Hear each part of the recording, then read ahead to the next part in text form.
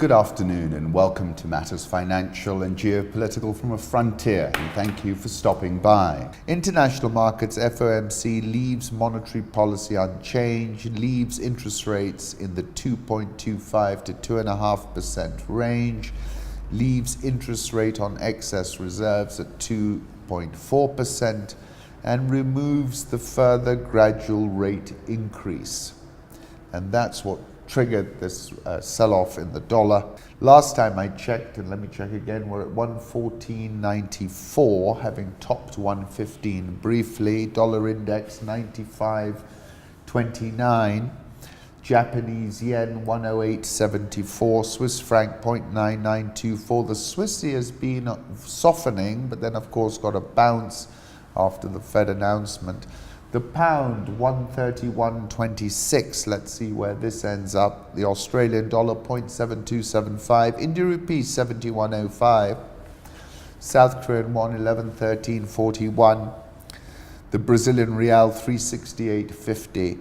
Egyptian pound 17.67, and the big move was in the South African rand, which broke out of the range and is last trading at 13.37.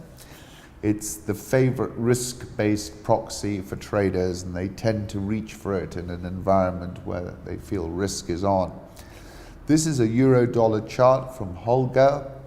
We topped 115, we're back below it. I think this is key resistance here. Look at the fundamental data about Europe is still very weak. German retail sales fell a massive 4.3% in December, the biggest monthly decline since May 2007. I like this from the Netflix boss. Our chief competitors for 2019 are Fortnite, Sleep, and the UK Parliament Channel, which is quite unputdownable. And the speaker is really very, very good. Moving on to commodity markets, which really have come out of the gate real good this year. Central banks bought last year the most gold in 47 years, 651.5 tons, 74% higher year on year. This is the highest level of annual net purchases since the suspension of the dollar convertibility into gold in 1971.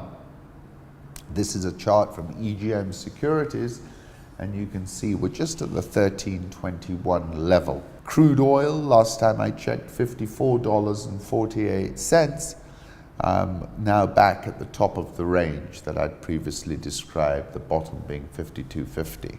Emerging market currencies rallied after Powell's more dovish statements. This is from Fair Kenny on Twitter.